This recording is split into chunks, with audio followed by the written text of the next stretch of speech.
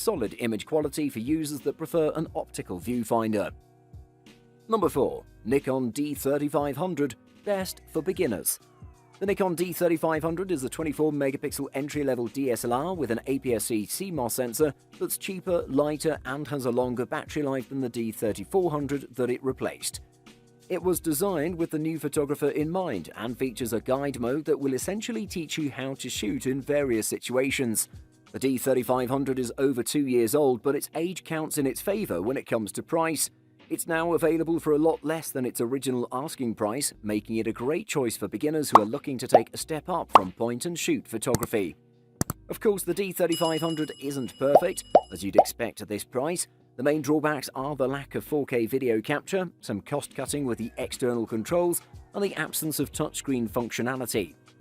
The D3500 has a 1550-shot battery life, and it does compensate for the lack of a touchscreen with a handy guide mode for beginners, which takes you through the process of creating effects like a blurred background.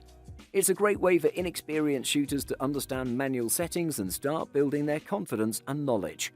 The D3500's 24.2-megapixel sensor produces impressive results, although you'll want to invest in some additional lenses to really see its potential. Overall, for the novice looking to take their first steps in photography, the D3500 ticks an awful lot of boxes. Number 3. Canon EOS Rebel SL3, best budget option.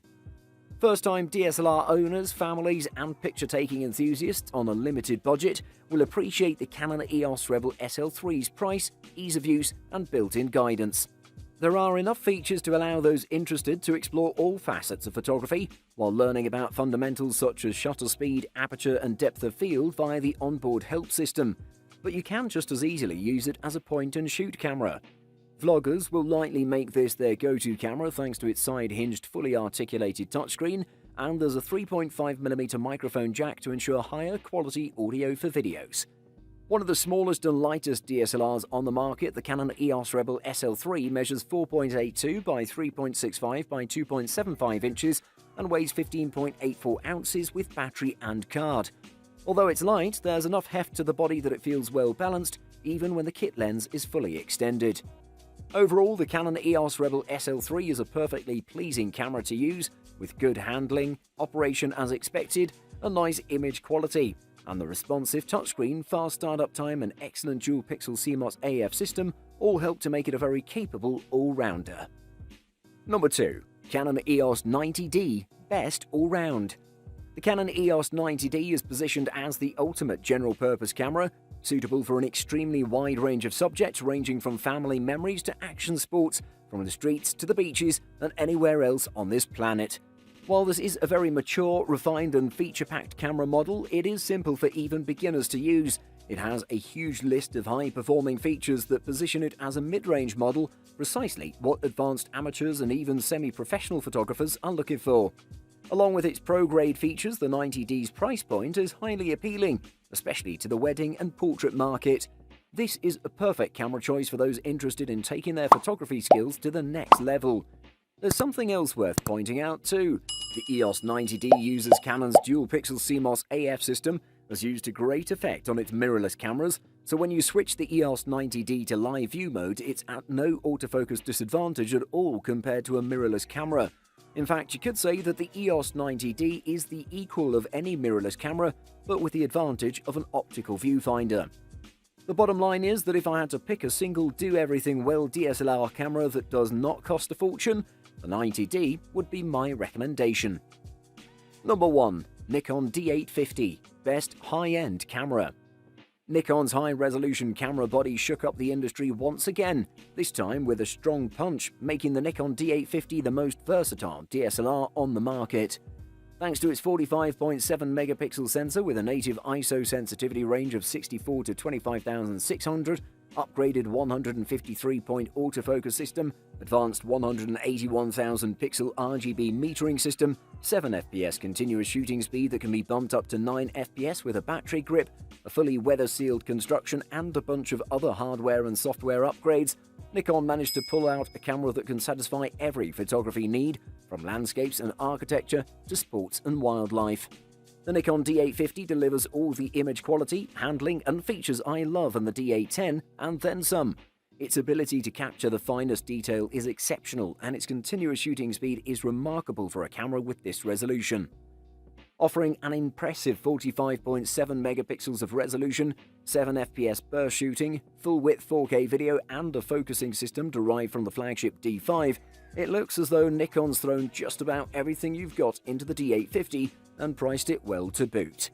Competitors with similar spec megapixel counts such as the Sony A7R II and Canon EOS 5 DSLR may be cheaper at this point in their lifetimes, but they also fall short of the D850 in a number of ways that may make a difference in the way you shoot. Definitely one of the best, if not the best, DSLR camera out there. Buying guide. Lenses. One of the most important characteristics to consider when choosing your ideal DSLR is its compatible system of lenses. Lenses are somewhat arguably the most important tools for elevating the actual quality of imagery and can be the deciding factor between professionally rendered photographs and average snapshots. Since the choice of a DSLR directly affects the type of lenses being used, this is the first crucial step. Take into consideration any currently owned lenses and whether they're compatible with different DSLRs of interest. Lenses often end up being the constant investment over time in regard to photography equipment, with camera bodies fluctuating more quickly. Sensor size. Your camera's sensor is far more important than your camera's megapixel count. All the DSLRs currently on the market have more than enough pixels to satisfy most people's needs, so it pays not to get caught up in this megapixel myth.